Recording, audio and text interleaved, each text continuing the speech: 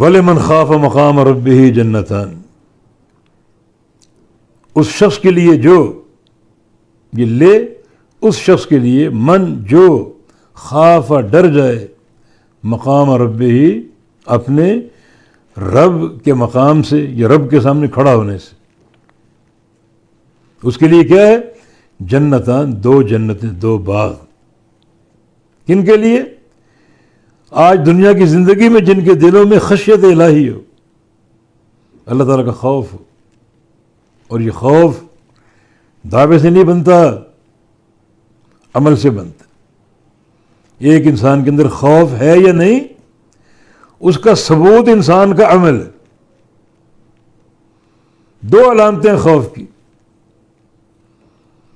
بامتثال الامر واجتناب النواہی،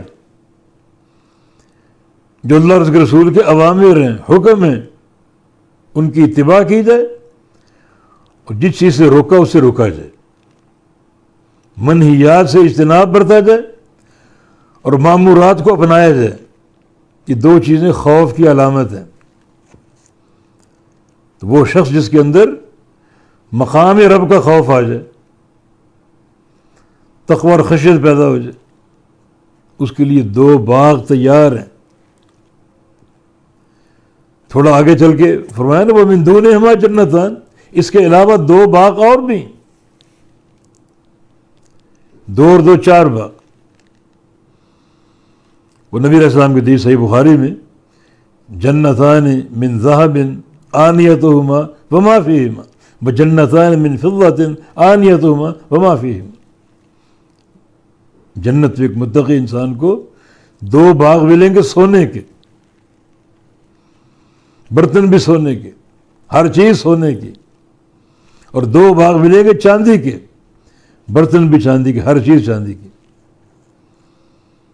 اہل خشیت کے لیے رب تعالیٰ کا انعام، یہ چار باغ ان کے لیے تیار، دو سونے کے، دو چاندی کے، اور جو باہر کی دیوار ہے لبنۃ من ذہب لبنۃ من فضہ، اس کی ایک اینٹ سونے کی، ایک اینٹ چاندی کی، سونے اور چاندی کا مرقع ہوگا، گارا جنت کی کستوری کا ہوگا۔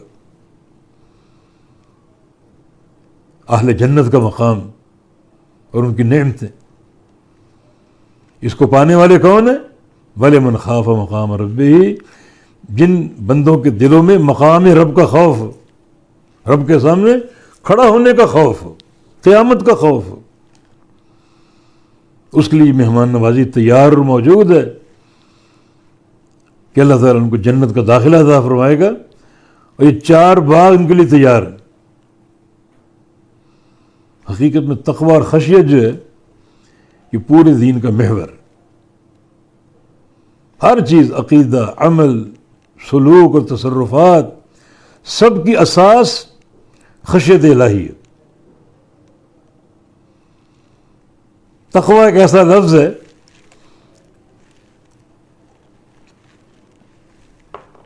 جو پورے دین کا مدار، پورے دین کا مدار۔ چنانچہ اسی وجہ سے تقوی میں دنیا اور آخرت کی بھلائیاں، دنیا و آخرت کی جو ہے وہ دولتیں، کامیابیاں، خزانے، اسی تقوی پر قائم۔ وَمَن يَتَّقِ اللَّهَ يَجْعَلْ لَهُ مَخْرَجًا وَيَرْزُقْهُ مِنْ حَيْثُ لَا يَحْتَسِبُ، جو تقوی اختیار کرے گا اللہ تعالیٰ اس کو مخرج مہیا کرے گا، مخرج نکلنے کا راستہ۔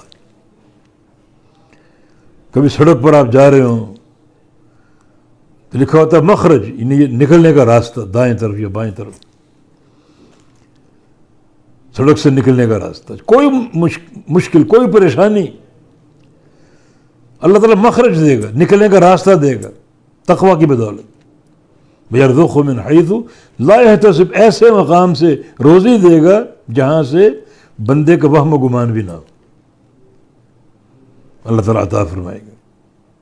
وَمَن يَتَّقِ اللَّهَ يَجْعَلْ لَهُ مِنْ أَمْرِهِ يُسْرًا، جو تقوی اختیار کرے گا اللہ اس کے سارے کام آسان کر دے گا، مشکلات ختم ہو جائیں گی، توقع سے بڑھ کر رزق ملے گا، اور ایسے مقام سے ملے گا جہاں اس کا وہم و گمان بھی نہ ہو۔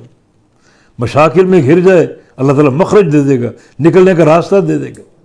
اور یہ آخرت کا انجام، وَلِمَنْ خَافَ مَقَامَ رَبِّهِ جنتان، جس شخص کے دل میں مقام رب کا خوف آ جائے، 2 باغ تیار، اور 2 باغ اور بھی، 2 سونے کے 2 چاندی کے۔ تو فرمایا کہ فَبِأَيِّ آلَاءِ رَبِّكُمَا تُكَذِّبَانِ، انسانوں اور جنوں تم اپنے رب کی کس کس نعمت کو جھٹلاؤ گے، کس کس نعمت کی تکذیب کرو گے؟ نعمتوں کا ایک سمندر بہہ رہا ہے، اللہ تعالیٰ یہ فرما رہا ہے، اللہ تعالیٰ یہ سمندر بہا رہا ہے، بے شمار اس کی نعمتیں۔ 31 بار اس صورت میں یہ جملہ، یہ آیت ہے، فَبِأَيِّ آلَاءِ رَبِّكُمَا تُكَذِّبَانِ، جس کو سن کر جنوں نے کہا تھا کہ میرے رب، ہمارے رب، ہم تیری کسی نعمت کی تکذیب نہیں کرتے، ہر قسم کی حمد تیرے لیے، تو ہر قسم کی حمد کا مستحق، ہر قسم کی تعریف کا مستحق۔